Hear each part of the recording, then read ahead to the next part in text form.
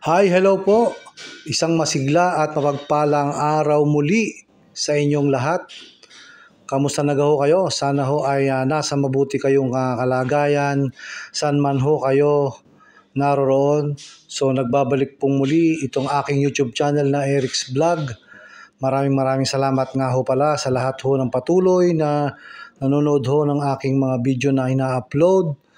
At maraming salamat din ho, lalo na sa lahat ho ng mga patuloy ho na nagsusubscribe dito ho sa aking YouTube channel na Eric's Vlog. At ngayong araw ho na ito ay dumako naman tayo sa Region 9. Ito ho yung lugar ng Zamboanga Peninsula na kung saan meron hong tatlong lalawigan ho. Ito yung Zamboanga del Norte, Zamboanga del Sur, at ang kahuli-hulihan ho ay ang Zamboanga Sibugay. So yan ho ang ating pag-uusapan ho ngayong araw na ito. At ibabahagi ko sa inyo ang mga nanalo hong gobernador dyan ho sa tatlong lalawigan ho ng Zamboanga Peninsula.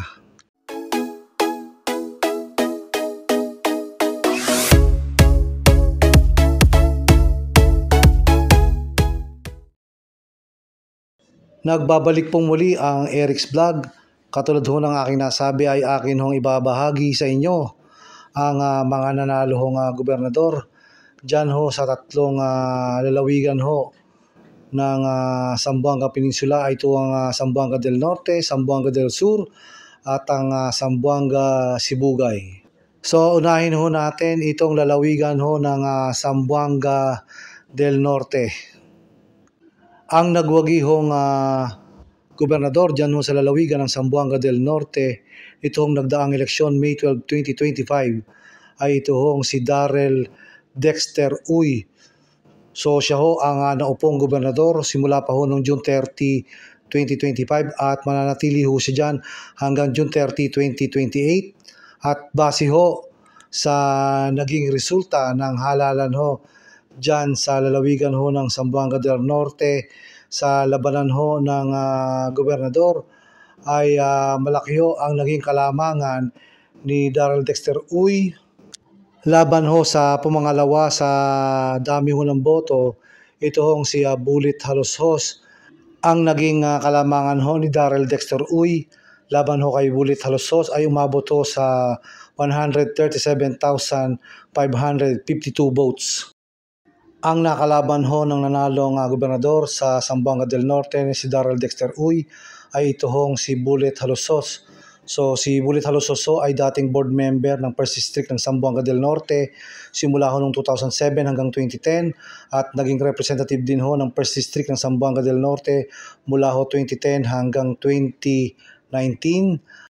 At pagsapit naman ho ng 2022, siya ho ay naging mayor ho ng Dapitan hanggang taong 2025. At base naman ho sa political career nitong si Darrell Dexter Uy, ang nanalo hong gobernador ng Zamboanga del Norte, siya ho ay naging ikadalawampung mayor ho ng Dipolog noong 2016 hanggang 2025. At ito hong nagdaang June 30, 2025, siya ho ay naupong ika-11 gobernador ho ng Zamboanga del Norte at matatapos ho ang kanyang termino sa June 30, 2028. Ang sunod naman ho na lalawigan na atin puntahan ay yun hong lalawigan ho ng Zamboanga del Sur. So alamin ho natin dito kung sino ang nagwaging gobernador nito hong nagdaang eleksyon May 12, 2025. Ang nagwagi hong gobernador dyan sa lalawigan ho ng Zamboanga del Sur nito hong nagdaang eleksyon May 12, 2025 ay ito hong si Divina Grace Yu. At base ho sa naging resulta nito hong nagdaang eleksyon May 12, 2025 sa labanan ho ng pagkagobernador sa lalawigan ho ng Zamboanga del Sur ay lumalabas ho na lamang ng 69,354 itong si Divina Grace Yu laban ho dito kay Sweet Ceriles. Ang nakalaban ho ng nagwaging gobernador sa lalawigan ho ng Zamboanga del Sur na si Divina Grace Yu ay ito hong si Sweet Ceriles. So ito hong si Sweet Ceriles ay dati hong mayor ng Dumalinaw, Zamboanga del Sur simula ho noong 2016 hanggang 2025. Ito pong si Sweet Ceriles ay asawa ho ni Ace William Ceriles na dati na rin hong naging 3-term mayor ho ng Dumalinaw, Zamboanga del Sur. simula noong 2007 hanggang 2016 at naging Vice Governor din ho sa Zamboanga del Sur simula noong 2016 hanggang 2019. At ito hong si Aurora Ciriles na naging 9 na taon hong gobernador ng Zamboanga del Sur simula noong 2001 hanggang 2010 at naging 12 taon hong congresswoman dyan ho sa 2nd District ng Zamboanga del Sur ay mother-in-law ho ni Sweet Ciriles. At ito hong si Antonio Ciriles na naging sekretary ho ng DNR nung panahon ho ni President Joseph Estrada ay father-in-law ho ni Sweet Ciriles. At tungkol naman ho sa nagwaging gobernador ng lalawigan ho ng Zamboanga del Sur na si Divina Grace Yu, siya ho ay unang sumabak ho sa politika noon hong siya ay naging vice mayor ho ng Pagadian noong 2013 hanggang 2016 at naging representative ho ng 1st District ng Zamboanga del Sur noong 2016 hanggang 2025. Ang nagwagi hong gobernador sa lalawigan ho ng Zamboanga del Sur na si Divina Grace Yu ay asawa ho ni Victor Yu na naging gobernador din ho ng lalawigan ng Zamboanga del Sur simula ho noong 2019 hanggang 2025 at siya din ho ay miyembro ng House of Representatives sa Zamboanga del Sur 1st District simula ho 2007 hanggang 2016. Ngayon naman ho ay dumako tayo sa lalawigan ho ng Zamboanga Sibugay ng Region 9. Ang nagwagi hong gobernador dyan sa lalawigan ho ng Zamboanga Sibugay nitong nagdaang May 12, 2025 ay ito hong si Dulce Ann Hopper. At base ho sa naging resulta ng halalan ho sa labanan ng pagkagobernador sa Zamboanga Sibugay ay lamang ho ng botong 81,199 itong si Ann Hopper laban ho dito kay Ibon Palma.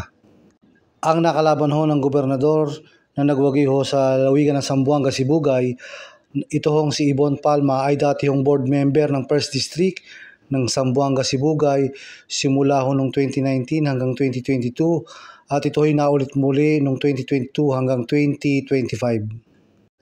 At pagdating naman ho sa political career ng nanalong gobernador ho ng lalawigan ng Zamboanga Sibugay, ito hong si Dulce Ann Hopper ay dati hong representative ng 2nd District ng Zamboanga Sibugay simula ho noong 2013 hanggang 2022 at naging gobernador ho simula ho noong 2022 hanggang 2025 at ngayon hong 2025 ay naupo na ho siya bilang gobernador ng Zamboanga Sibugay at siya ho ay maupo hanggang June 30, 2028. So lumalabas ho, siya ho ay nasa ikalawang termino na ho bilang gobernador ng lalawigan ho ng Zamboanga Sibugay.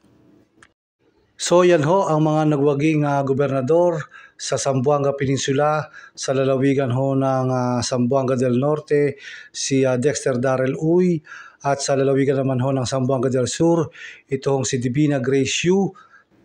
At pagdating naman ho sa lalawigan ng Zamboanga Sibugay ay ito hong si Dulce Ann Hopper ang gobernador ho na umupo nitong June 30, 2025. So hanggang dito na lang po muna ang ating vlog. Maraming salamat ho sa inyong walang sawang panonood.